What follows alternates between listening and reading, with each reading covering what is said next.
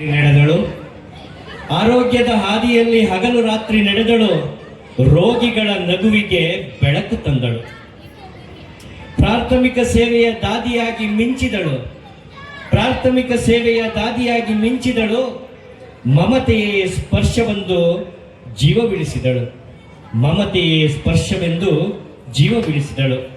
ಕೆಲಸದ ಜೊತೆಯಲ್ಲಿ ಕಾವ್ಯದ ಸರಳತೆ, ಕತೆಗಳ ಪುಸ್ತಕ ಹಾಡಿನ ಸರಸತೆ.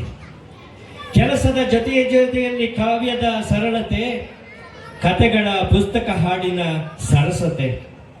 ಸಾವಿರ ಕವಿಗಳ ನಡುವೆ ಕವಿಯಾಗಿ ಎದ್ದಳು.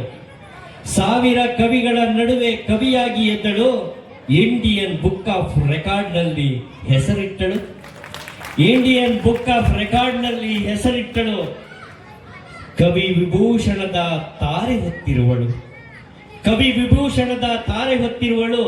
ಕಾವ್ಯಶ್ರೀ ಕನ್ನಡ ರತ್ನದ ಪಲ್ಲವಿಯವಳು. ಕಾವ್ಯಶ್ರೀ ಕನ್ನಡ ರತ್ನದ ಪಲ್ಲವಿಯವಳು. ರಾಜ್ಯೋತ್ಸವದ ವೇದಿಕೆಯಲ್ಲಿ ಗೌರವ ಪಡೆದಳು. ರಾಜ್ಯೋತ್ಸವ ವೇದಿಕೆಯಲ್ಲಿ ಗೌರವ ಪಡೆದಳು. ಯುವರತ್ನದ ಕಿರೀಟ ಸಹ ಭುಜಿಸಿದಳು. ಯುವರತ್ನದ ಕಿರೀಟವ ಸಹ ಭುಜಿಸಿದಳು. ದಾದಿಯರ ಮಹಿಮೆ ಬರೆದ ಪ್ರಬಂಧ. ದಾದಿಯರ ಮಹಿಮೆ ಬರೆದ ಪ್ರಬಂಧ.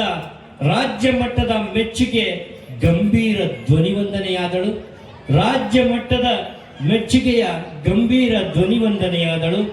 ಮುಖ್ಯಮಂತ್ರಿಗಳ ಕೈಯಿಂದ ಗೌರವ ಪಡೆದಳು.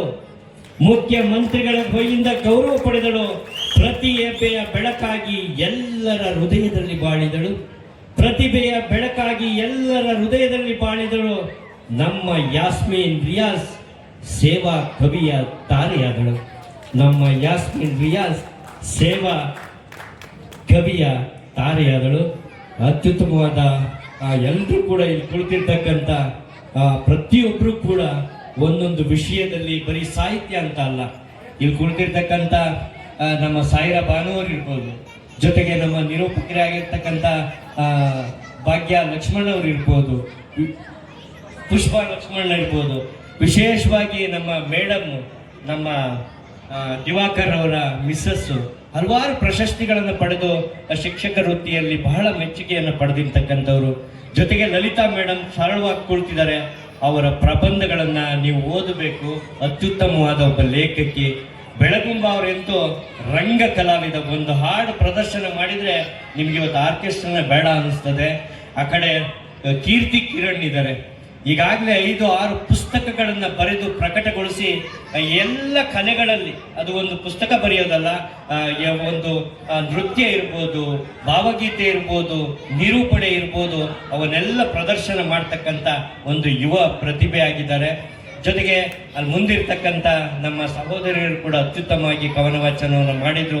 ಇಂಥ ವೇದಿಕೆಯಲ್ಲಿ ಅವರಿಗೆ ಹೆಚ್ಚಿನ ಶಕ್ತಿ, ಸಾಹಿತ್ಯದ ಅಭಿರುಚಿಗಳು ಇನ್ನೂ ಹೆಚ್ಚಾಗಲಿ ಅಂತ ನಾನು ಬಯಸ್ತಾ, ವಿಶೇಷವಾಗಿ ನಮ್ಮ ಸಾಹಿತ್ಯ ಪರಿಷತ್ತಿನ ಚುಟುಕು ಸಾಹಿತ್ಯ ಪರಿಷತ್ತಿನ ಅಧ್ಯಕ್ಷರು ಒಬ್ಬೊಬ್ಬರು ಸಾಹಿತ್ಯ ಹೇಳಿದ ತಕ್ಷಣ ವಿಶೇಷ ರೀತಿಯಲ್ಲಿ ಅವರಿಗೆ ಅಭಿನಂದನೆಯನ್ನು ಸಲ್ಲಿಸಿದ್ರು.